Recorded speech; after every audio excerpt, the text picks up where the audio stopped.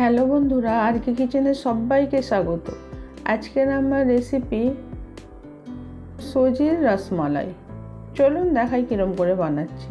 প্রথমে আমি 1 লিটার দুধকে এটাকে ভালো করে ফুটিয়ে ফুটিয়ে একটা মালাই বানিয়ে নেব।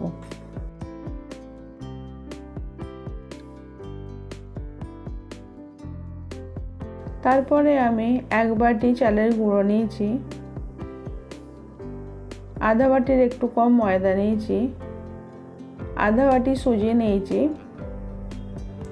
স্বাদ মতো অল্প নুন দিয়ে এটা ভালো করে মিক্স করে নেব।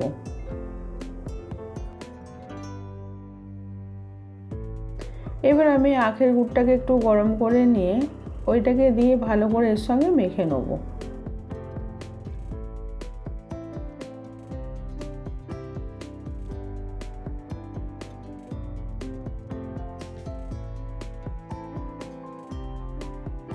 এরমভাবে মেখে নিতে হবে।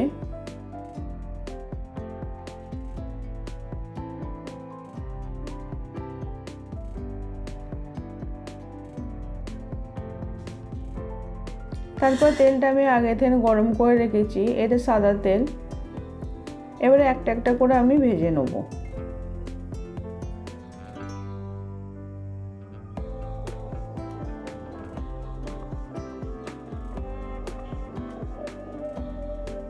একটু ভালো করে উল্টে পাল্টে ভেজে নিতে হবে।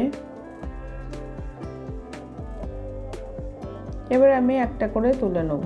এবার আমি সবগুলো ভাজার পরেতে এবার ওই মালাইটা দিয়ে দেবো।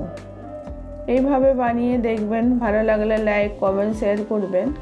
আবার অন্য রেসিপি নিয়ে আসছি।